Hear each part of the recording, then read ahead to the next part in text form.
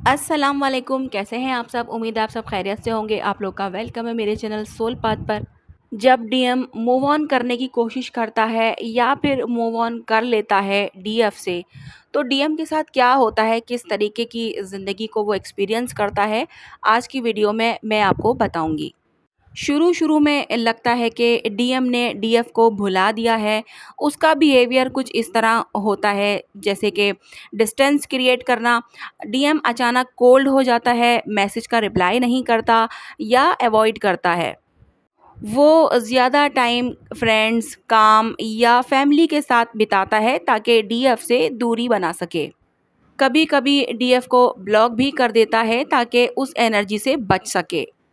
Move on के बाद किसी और रिलेशनशिप में चला जाता है। डीएम अक्सर किसी कार्मिक या सोलमेट के साथ रिलेशनशिप में चला जाता है। ये रिलेशनशिप ज़्यादातर डिस्ट्रैक्शन के लिए होती है, हीलिंग के लिए नहीं। उसे लगता है कि न्यू रिलेशनशिप में पीस मिलेगा, लेकिन कंपैरिजन डीएफ से ही होती है। मूव ऑन के बाद मटेरियल लाइफ पे ज़्यादा ध्यान देता है। डीएम अपने कैरियर, मनी, गोल्स या सोसाइटी की एक्सपेक्टेशन पे ध्यान देता है। वो सोचता है कि इमोशंस और स्पिरिचुअल कनेक्शन सिर्फ डिस्ट्रैक्शंस हैं। ऐसे में वो प्रैक्टिकल बनने की कोशिश करता है, लेकिन अंदर से खाली फील करता है। डीएम का मूव ऑन करना सिर्फ दिखावा होता है, अंदर से कुछ और ही चल रहा होता है। जैसे कि इमोशनल कॉन्फ्लिक्ट। डीएम कंफ्यूज होता है कि क्या मैंने सही किया, क्या वो सच में मेरी सोल थी। उसके अंदर गिल्ट होता है कि उसने डीएफ के इमोशंस के साथ इनजस्टिस किया। वो अपनी फीलिंग्स को दबाता है, लेकिन वो छुपती नहीं। डीएफ का नाम, उसकी आवाज़, उसकी आंखें, सब कुछ उसके माइंड में रहती हैं। उसे डिवाइन की तरफ से साइन भी मिलते हैं, जैसे कि या तो कोई ड्रीम आएगा उसे डीएफ का, या फिर एंजल नंबर्स, रिपीटेड नंबर्स उसे दिखते हैं, या फिर डीएफ का नाम उसे कहीं जो है वो दिखाई देता है, या फिर कोई ऐसा पर्सन जो डीएफ के नाम का हो वो उसकी लाइफ में आता है, ताकि उसके माइंड में डीएफ की याद को दोबारा से क्लिक किया जाता है। डीएम कितनी भी दूरी बनाए, एनर्जी कनेक्शन टूटता नहीं। न्यू रिलेशनशिप में भी वो डीएफ जैसा डीप इमोशनल कनेक्ट फील नहीं करता। उसे लगता है कि सब कुछ ठीक है, लेकिन दिल अंदर से सूना होता है। जब भी न्यू पार्टनर से कोई इशू होता है उसे डीएफ की याद आती है और वो रिग्रेट करता है। अगर डीएम ने हीलिंग नहीं की तो कार्मिक पार्टनर के साथ टॉक्सिक पैटर्न्स रिपीट होते हैं। Cheating, fighting, emotional imbalance. फिर उसे समझ आता है कि उसने सच्चे कनेक्शन को छोड़ दिया और अब स्टक हो गया है। ये एक स्पिरिचुअल लेसन होता है जिसमें डीएम को अपनी शेडो सेल्फ का सामना करना पड़ता है। जब पेन ज़्यादा बढ़ता है तो डीएम के अंदर स्पिरिचुअल अवेकनिंग शुरू होती है। डीएम रियलाइज़ करता है कि डीएफ उसका मिरर थी, उसने उसकी असली फीलिंग्स, फियर्स और इनसिक्योरिटीज़ दिखाई थी। वो समझता है कि जो उसने डीएफ के साथ फ़ील किया था, वो किसी और के साथ पॉसिबल नहीं है। डीएम अपने चाइल्डहुड वुंड्स, ईगो इश्यूज़ और इमोशनल ब्लॉकेज को हील करना शुरू करता है। अगर डिवाइन टाइमिंग और सोल कॉन्ट्रैक्ट अलाउ करता है तो डीएम डीएफ के पास वापस भी आता है। यानी कि कम्युनिकेशन स्टार्ट होती है। पहले वो स्मॉल कन्वर्सेशन जो है वो शुरू करता है, जैसे कि मैसेजेस, अपॉलॉजीज़ या फिर साइंस के ज़रिए।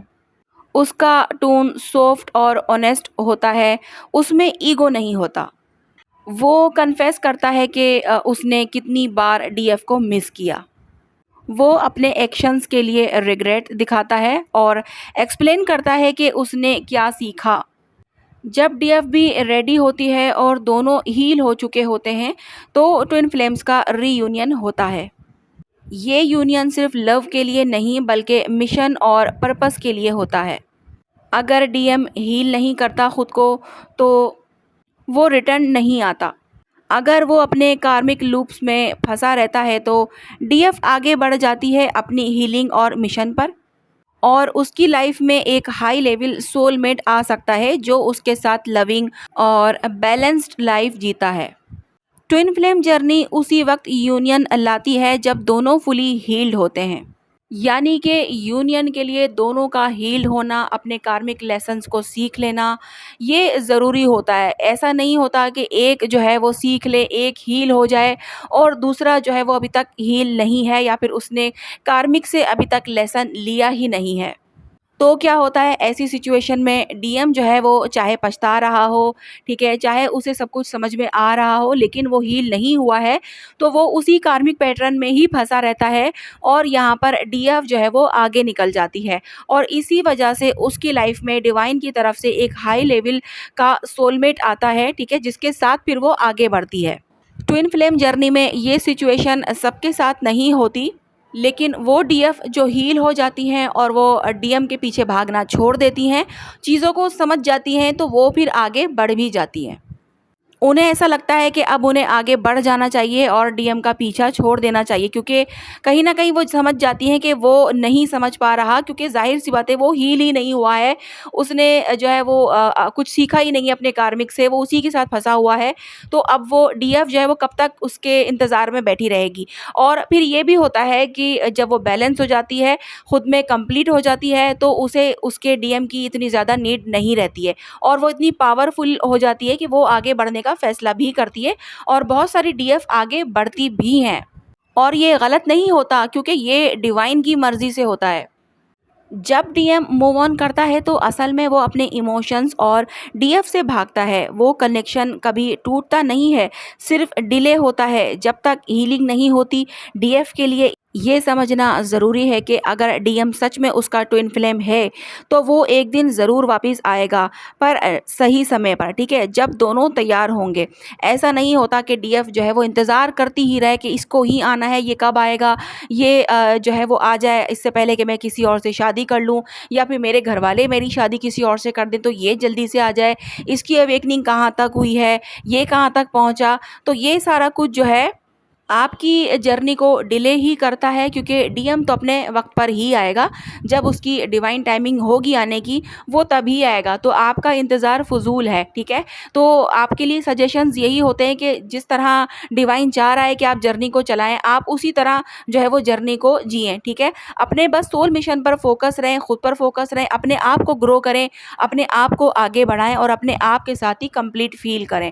बाकी डीएम जो है वो अपने टाइम पर ही वापस आएगा। ना उसकी अवेकनिंग जो है वो वक्त से पहले होगी, ना उसकी अवेकनिंग वक्त के बाद होगी। उसकी अवेकनिंग जो है वो सही वक्त पर ही होगी, जब ज़रूरत होगी तभी उसकी अवेकनिंग जो है वो स्टार्ट होगी। बस हाँ, डीएफ कुछ स्टेप उठाकर उसकी अवेकनिंग को फास्ट कर सकती है, या फिर डीएफ के ही कुछ गलत कदम जो है डीएम की अवेकनिंग को रोक भी देते हैं या फिर डिले कर देते हैं।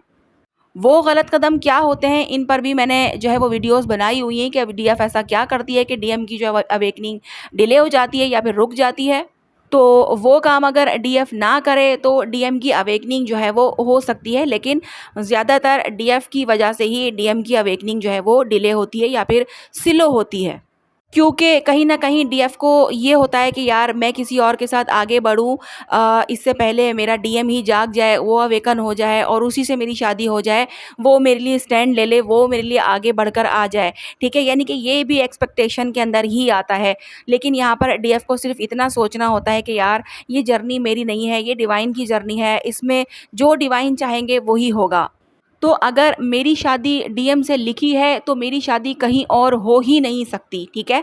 लेकिन अगर मेरी शादी कहीं और हो रही है, कहीं से रिश्ते आ रहे हैं और मेरे घर वाले मेरी शादी कहीं कर रहे हैं, तो इसका मतलब ये है कि कहीं ना कहीं मेरा वहाँ पर भी कॉन्ट्रैक्ट होगा और मुझे ये कदम उठाना ही होगा, क्योंकि ये डिवाइन की मर्ज़ी है। आई बात यहाँ पर समझ में कि अगर डीएम के साथ आपकी शादी लिखी है, उसने आना है, तो किसी भी कीमत पर डीएफ की शादी कहीं भी नहीं हो सकती। चाहे उसके घर वाले कितना ही ज़ोर लगा लें, नहीं हो पाएगी शादी डीएफ की, ठीक है, कहीं और। लेकिन अगर लिखी है कहीं और, तो डीएफ कितना ही ज़ोर लगा ले, कितना ही इंतज़ार कर ले, कितना ही कुछ भी कर ले, वो नहीं आने वाला, क्योंकि डिवाइन को पता है कि इसने पहले कहीं और जाना है, वहाँ से कुछ सीखना है, कुछ समझना है, अपने कर्मा रिलीज़ करने हैं, देन आगे का आगे ही पता चलेगा। हम नहीं बता सकते कि आगे क्या हो सकता है। ठीक है जनाब, तो यहाँ पर कुछ चीज़ें थी जो मैंने आपको बताई हैं, यानी कि डीएम जो है वो रिग्रेट के बाद भी वापस आता है।